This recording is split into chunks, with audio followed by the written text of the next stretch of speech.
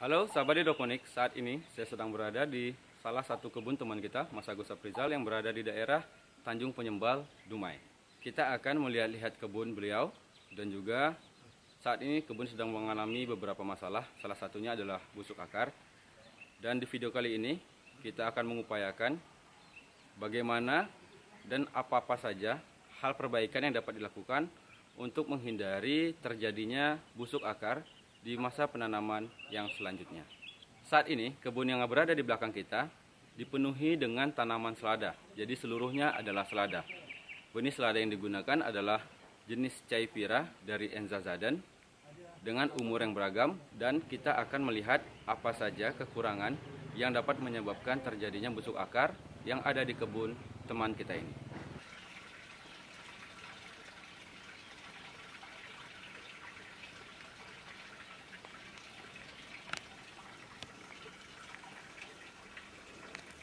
Ini adalah salah satu contoh dari tanaman yang sudah terkena busuk akar. Kita dapat melihat dari warna akar yang sudah relatif menghitam. Dan jika kita pegang, maka akar ini akan sangat rapuh.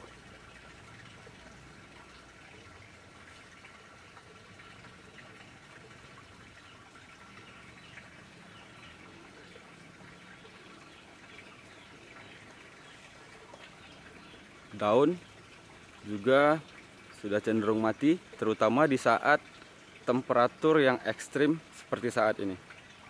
Saat tanaman masih berada di meja peremajaan seperti yang kita lihat di sebelah kanan ini, tanaman relatif tidak memiliki masalah yang berarti.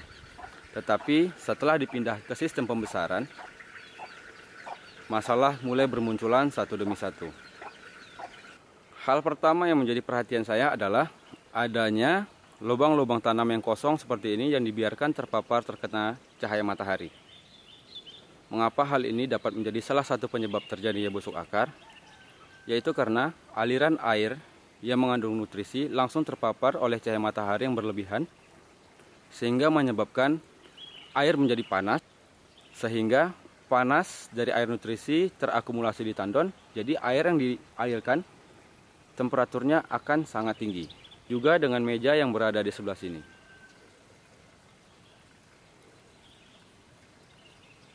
Hal kedua yang menjadi sorotan saya adalah kondisi pada receiver tempat pembuangan air yang berasal dari instalasi tanam. Di sini terdapat terlalu banyak genangan air dan langsung terpapar oleh cahaya matahari. Hal ini juga tentunya sangat membantu meningkatkan temperatur air yang akan kembali ke tandon. Poin ketiga yang menjadi perhatian saya adalah pada bagian ini. Ini merupakan pipa tempat kembalinya air ke dalam tandon. Di sini Mas Agus menggunakan paralon dengan ukuran setengah inci. Sementara air yang berada di penampungan ini begitu banyak, jadi paralon ini tidak mencukupi sirkulasi airnya menjadi lancar, maka terdapatlah genangan di receiver ini. Diperparah lagi dengan cahaya matahari yang langsung mengenai larutan nutrisi. Dapat dilihat sudah mulai menghijau, sudah mulai banyak tumbuh lumut, dan jika dibiarkan terus, maka lumut dapat menyumbat lubang masuknya air untuk kembali ke tandon, sehingga sirkulasi menjadi semakin terganggu. Dan sebagai perbandingan, kita akan melihat juga meja yang berada di sebelah sana. Di sana terdapat beberapa tanaman selada yang usianya juga tidak beda jauh dari tanaman yang ada di sini, tetapi boleh dibilang tidak memiliki masalah sama sekali. Mari sama-sama kita lihat. Sahabat hidroponik, ini adalah meja yang saya maksudkan. Pada meja ini kita dapat melihat perbedaan kemiringan yang sangat drastis dari meja sebelumnya dan juga meja yang berada di belakang saya. Pada beberapa meja yang ada di depan sini, meja terlihat sangat datar. Antara input dan output memiliki ketinggian sama. Pada meja ini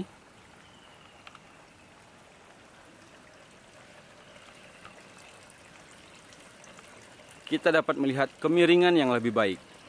Kami berada di daerah pesisir pantai yang hanya berjarak tidak sampai 5 meter dari permukaan laut. Otomatis temperatur udara di sini lebih panas dibandingkan dengan daerah yang memiliki ketinggian lebih. Kemiringan dapat membantu untuk mempercepat sirkulasi air sehingga air tidak sempat terpapar oleh cahaya matahari dan juga oleh panas dalam jangka waktu yang cukup lama. Untuk jalur outputnya sendiri, pada sistem ini menggunakan paralon yang sedikit lebih besar dari meja sebelumnya. Jika meja sebelumnya menggunakan paralon berukuran setengah inch, di sini menggunakan paralon dengan ukuran 3/4 inch. Paralon dengan ukuran 3/4 ini juga masih belum dibilang ideal karena masih terlalu kecil menurut saya. Akan lebih baiknya jika menggunakan paralon berukuran 1,5 inci ke atas. Terlebih di sini menggunakan tandon yang relatif cukup kecil. Hanya kapasitas kurang lebih 100 liter paling banyak. Sementara di sini terdapat 10 lonjor pipa paralon yang digunakan sebagai media pembesaran.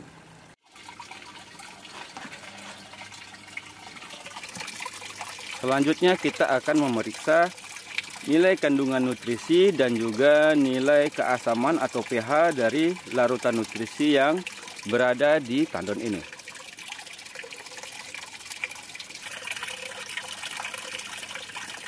Kepekatan nutrisi berada di kisaran angka 600 sampai 650 ppm. Cukup baik. Selanjutnya kita akan melakukan pengukuran derajat keasaman atau pH dari larutan nutrisi ini dengan menggunakan kertas pH. Karena saya tadi terlupa membawa pH meter. Cara penggunaannya tinggal dicelupkan saja ke dalam larutan nutrisi beberapa saat.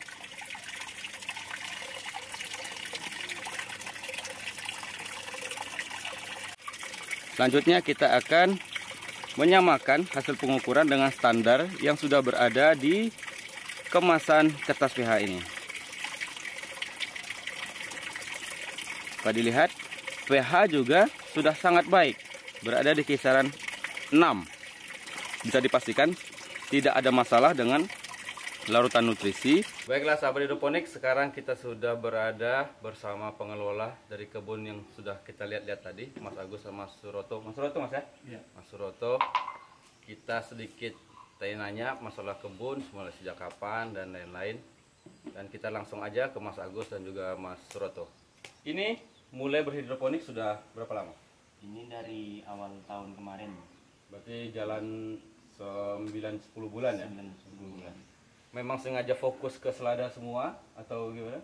Karena kemarin terhambat dengan hama, banyak gonjang-ganjing hama segala macam yang menyerang. Jadi kita fokus ke selada karena selada ini pilihan terakhir dari hidroponik karena dia nggak ada terserang hama. Lagi juga di sini daerah perkebunan Ya, sawit ya, makanya banyak hamanya banyak. Di belakang sana itu pendatang gelap dari kebun sebelah. Nanti kita bakal main juga ke kebun dia. Siap. Ini kan sekarang lagi kena masalah nih. Ada beberapa masalah busuk akar terutama kan. Tadi saya juga udah lihat-lihat. Ini mulai terserang busuk akarnya sejak kapan? Setelah habis lebaran kemarin lah, lebaran Idul Fitri. Berarti 4 bulan 3-4 bulan ini ya. Jadi kita selama ini tidak ada panen. Jadi yang mendekati panen malah yang langsung gagal gitu karena busuk akar gitu ya. Jadi hasil akhirnya tuh udah nggak ada lagi. Hasil akhir yang payah dikembangkan. Jadi sahabat hidroponik, seperti yang sudah kita lihat-lihat tadi, terdapat beberapa tanaman yang terkena masalah busuk akar dan mungkin agak sedikit terlambat penanganan. Jadi penyakit ini sempat menyebar ke beberapa tanaman yang lain. Tadi juga sudah kita lihat-lihat kemungkinan apa saja yang bisa menyebabkan terjadinya busuk akar. Mulai dari kemiringan karena kami di daerah dataran rendah yang begitu panas. dan juga di pinggir laut. Juga tadi ada beberapa genangan-genangan yang seharusnya tidak boleh terkena cahaya matahari. Juga terdapat beberapa lubang tanam yang kosong dan dibiarkan terbuka sehingga terpapar oleh cahaya matahari. Kira-kira itu penyebabnya. Karena sudah kita cek pH dan juga kandungan nutrisi dalam keadaan baik. Boleh dibilang untuk nutrisi tidak bermasalah, tetapi dari sistem. Mungkin dulunya udah sebanyak ini atau Dulunya belum banyak ini. dulunya 2 atau 3 meja Iya. gitu ya? Gak pernah kena masalah. Iya. Karena memang semuanya penuh. Iya. Sekarang kan ada yang bolong-bolong, kena matahari, jadi mulai ada masalah-masalah. Kita sudah dapat permasalahan utama, jadi untuk kedepannya mudah-mudahan dapat terhindari sehingga target panen dapat tercapai. Amin. Jadi sekarang kan udah ada langganan tetap nih. Dengan kondisi kayak gini, untuk ke konsumen gimana jadinya? Kalau untuk ke konsumen tetap, kita kan sekarang udah ada dua pelanggan. Jadi karena mereka tergantung kepada kami, jadi mereka walau bagaimanapun kondisinya, yang penting masih bisa dipakai, itu tetap digunakan sama orang tua walaupun panen muda. Gitu. Jadi seperti menjual baby Ya, selada lah baby gitu selada. ya. Baby selada. Untuk harga sendiri ada penurunan atau gimana? Alhamdulillah tidak ada. Masih harga stabil tetap. normal ya. Alhamdulillah. Terus untuk gini, rata-rata dalam kondisi normal omsetnya berapa kira-kira? Biasanya kalau satu rak itu satu meja dengan 300 batang itu bisa sampai 700-800 ribu. 700-800 ribu. 700-800 ribu satu meja. Satu meja. Kalau di sini ada 5 meja berarti sudah 3.500.000. Ya. Luar biasa kan? Cukup menggoda hasil yang didapatkan dari berhidroponik. Untuk pemasaran untuk di daerah sekitar atau masih ada ke daerah-daerah lain atau gimana? Alhamdulillah belum ada untuk di Skok Sungai 9 lagi. Dan dengan stok sebanyak ini masih kurang? Masih kurang loh. Jadi memang kebutuhan sayur-sayuran itu tidak bisa dipungkiri menjadi kebutuhan utama ya. Apalagi selada peminatnya banyak. Mas Agus, total di sini ada berapa lubang tanam? Sekitar 2.500-an. 2.500 lubang tanam bisa menghasilkan jutaan rupiah. Omset atau nilai ekonomis yang dijanjikan oleh hidroponik itu cukup baik. Jadi bagi Anda yang masih belum atau masih ragu-ragu untuk berhidroponik, tunggu apa lagi? Peluang masih sangat terbuka. Dan mudah-mudahan ke depannya peminat sayuran semakin banyak. Jadi hasil dari penanaman kita secara hidroponik dapat semakin diterima oleh masyarakat banyak. Baik, sampai jumpa di video selanjutnya. Assalamualaikum warahmatullahi wabarakatuh. Terima kasih Mas Agus, Mas Soto, pendatang gelap.